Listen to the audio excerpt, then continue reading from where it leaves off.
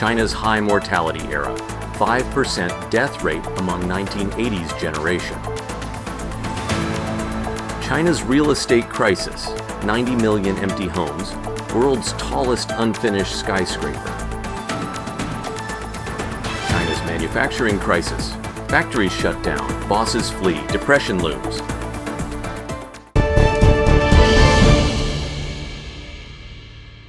China is facing a troubling demographic shift as rising mortality rates become impossible to ignore.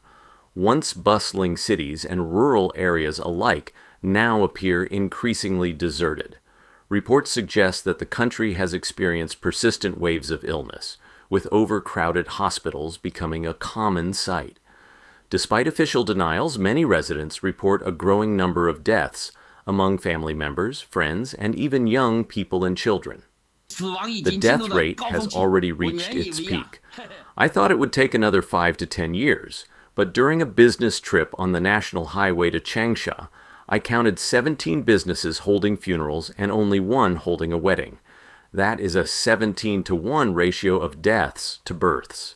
In rural areas, the situation is particularly dire. Residents speak of a fast lane of death for the elderly. 15 elderly people have died in our village. In recent days, even more are queuing at the gates of hell.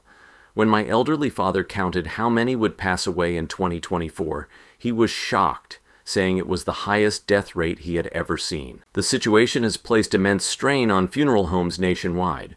Reports indicate that some facilities are now so overwhelmed that they require red envelopes as unofficial payments to prioritize cremations.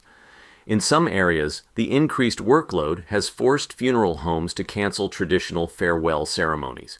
On February 16, 2025, an article on Sohu.com highlighted supplementary data from China's 7th national census, revealing a shocking statistic. By the end of 2024, the survival rate of individuals born in the 1980s had fallen to 94.8%. Translating to a mortality rate of 5.2%. This figure means that more than 10 million of the 223 million people born in that decade have died. The mortality rate among those born in the 1970s is reportedly even lower, underscoring the severity of the situation. While Chinese authorities have attempted to dismiss these figures as rumors, funeral home workers have provided first-hand accounts that support the data. In the past 1 or 2 years, I have seen more and more people born in the 1980s and 1990s pass away. These are not just the elderly, but young people suffering from chronic diseases and sudden heart attacks. A Beijing resident echoed these concerns with a personal calculation. From my own experience, I had 20 classmates in elementary school, 40 in middle school, and 40 in technical secondary school, a total of 100. Around 5 of them have already died. That's a 5% mortality rate. I was born after 1985, and several of my classmates are gone. Even my colleague, born in 1982, has lost friends in their 30s and 40s. Multiple viruses are reportedly circulating in mainland China, with official claims attributing 99% of recent influenza cases to the seasonal flu. However, many members of the public remain convinced that a resurgence of COVID-19 is a major factor. Hospitals in major cities such as Beijing and Shanghai are once again overcrowded, and crematoriums in multiple locations are struggling to manage a rising number of bodies. Amid this crisis, rumors that nearly 12 million people born in the 1980s have died, representing a mortality rate of 5.2%, are spreading rapidly online. Despite official denials, the effects are visible on the streets and in rural communities, where the population appears to be steadily declining. The real estate sector, once a key driver of China's economic growth, has seen a sharp decline in recent years. Foreign media reports indicate that the number of vacant homes across China is estimated to be between 80 and 90 million. These so-called ghost towns are now widespread, even in major cities like Tianjin. One notable example is the Jiangshan Yacht Club, a landmark tourism project in Xiamen and a major investment for Fujian province. It benefits from convenient transportation and stunning sea views. The villas are positioned right by the sea, covering a vast 700,000 square meter area, equivalent to about 100 football fields. Despite its high-end positioning as a hub for leisure, fitness, tourism, and office space, it remains uninhabited. After 16 years and hundreds of millions of dollars spent, the site has transformed into a ghost town, devoid of human presence.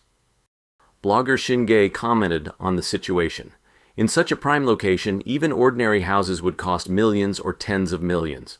The Xiangshan Yacht Club's downfall stems from overwhelming debt, amounting to billions.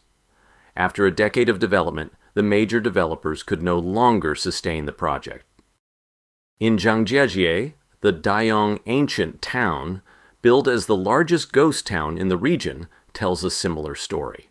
Despite an investment of 2.5 billion yuan and a massive 269,000 square meter area, it has attracted fewer than 20 visitors per day on average over 3 years, accumulating a loss of 500 million yuan.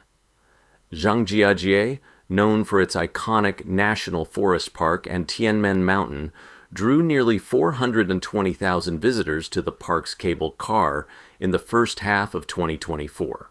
In stark contrast, Dayong Ancient Town only attracted 2,300 visitors in the same period. Another example can be seen on Hainan Island, where thousands of seaside villas remain uninhabited. In Lingshui, we found an empty city filled with coastal villas arranged neatly, surrounded by parks and schools. Despite the beautiful setting and prime sea view, it remains desolate. In Deqing, the once thriving Fengshu village has also been abandoned. The area, now far from the urban center, features well-equipped facilities and even a church. But the community appears neglected, with only a few elderly residents remaining. A similarly eerie scene unfolds in Shenyang, Liaoning Province, where a collection of abandoned villas at the Qipanshan scenic area has stood unoccupied for 20 years. Initially planned as a luxury residential complex with a 3 billion yuan investment, construction halted abruptly, leaving the project unfinished. In Panjin, Liaoning Province, a development project now known as the Number, one ghost town remains uninhabited after a decade, with nearly 100 residential buildings and thousands of houses overgrown with weeds. Locals suspect the project involved illegal construction, leading to its sudden cessation. One of the most striking symbols of the real estate crisis is the golden Financial 117 skyscraper in Tianjin, touted as the world's tallest unfinished building. Rising to 596.49 meters with a total investment of 70 billion yuan, the structure was poised to be one of the tallest in the world. Yet construction stopped in 2015 due to financial issues, and the building remains incomplete. Golden Financial 117 features 128 floors above ground and 4 below, intended for residential, hotel, and commercial use. The skyscraper was designed to include the world's highest observation deck, swimming pool, restaurant, and sky bar. If completed, it would have ranked as the second tallest habitable building globally, just behind Dubai's Burj Khalifa. The project came to a standstill when the Hong Kong Golden Properties Group faced a financial crisis following the 2015 Chinese stock market crash. Although some sections briefly resumed construction, the project ultimately remained unfinished. As China grapples with a downturn in the real estate sector, abandoned projects and ghost towns stand as stark reminders of the country's economic challenges. The once thriving real estate market now reveals significant cracks, symbolized by sprawling, uninhabited developments scattered across the nation. China's manufacturing industry, once celebrated as the world's factory, is experiencing an unprecedented crisis. In the wake of former U.S. President Donald Trump's stringent tariff policies, Dongguan, one of China's largest manufacturing hubs, is now facing a wave of bankruptcies. Tens of thousands of factories are on the brink of closure, and many factory owners have fled. leaving behind an economic landscape reminiscent of the Great Depression. Dongguan has been one of the hardest-hit regions, home to 14,000 large-scale enterprises that depend on foreign trade. The city has seen a dramatic decline in exports. As tariffs cut off overseas markets, many factories have been forced to shift their focus to domestic sales. This has intensified competition with smaller local factories, leading to an overcrowded market where survival is a struggle. The biggest losers in this tariff war are the factories in Dongguan. As export-dependent companies lose orders, their upstream and downstream suppliers are also suffering. For example, a nearby Taiwanese-funded factory extended its Qingming Festival holiday from 1 day to 5 days due to a lack of orders. Companies that once thrived on foreign trade are now forced to compete with smaller domestic players, creating a vicious cycle of price wars and losses. The crisis has hit the three pillar industries of Dongguan the hardest. Electronics factories are suffering under a 25% tariff, with some seeing profit margins drop to just 0.8%. Machinery equipment factories, which rely heavily on American core technologies, now face a 30% increase in procurement costs, making it nearly impossible to maintain profitability. Mold factories are closing rapidly, and employees are left without compensation. One worker posted a video accusing his boss of fleeing without paying wages, leaving employees stranded. The trade war has begun in earnest, and it's hitting factory owners like a punch to the chest. Raw material prices are highly volatile. Orders, especially those for American clients, have been cut in half. As foreign trade dwindles, factories are left with unsold goods and unpaid bills. Customs data showed a slight recovery in early 2024, with Dongguan's exports reaching 138.53 billion yuan, a 12.6% year-on-year increase. However, this fragile recovery is now at risk, as escalating tariffs could erase those gains. In the face of shrinking orders, many factories are taking drastic measures. A factory producing OEM audio equipment has suspended orders and laid off workers. A manufacturer of metal punching machines and plastic products has canceled orders and halted raw material purchases. Some factories have preemptively declared long holidays, with workers fearing they may never be called back. Workers in Jiangsu, Zhejiang, and Shanghai are also feeling the impact. Many factories in these regions are downsizing or shutting down altogether.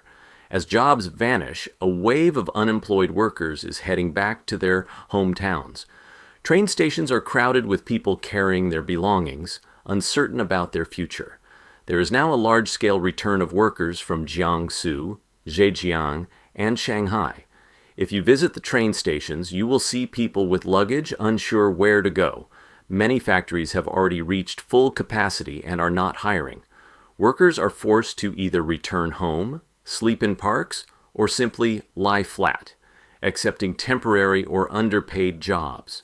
Factory owners are left with warehouses full of unsold goods, particularly those intended for the American market. With the United States, Europe, Japan, South Korea, and even Vietnam imposing tariffs, Chinese manufacturers are facing a global siege. Brothers, we raised tariffs on American beef, and now they have retaliated. Can we survive this global trade war? Those in foreign trade know that this year has been incredibly difficult. Orders are disappearing, factories are laying off workers, and the entire manufacturing sector is teetering on the edge. Online forums are filled with posts from worried factory owners and workers. Some report complete shutdowns, others speak of endless layoffs, and many describe factories taking early New Year holidays as a way to avoid admitting their collapse. One factory owner bluntly admitted, "If the factory can operate, we keep it open. If not, we close it." The outlook for China's manufacturing sector remains bleak, with foreign trade shrinking, domestic competition intensifying, and the specter of bankruptcy looming over thousands of factories.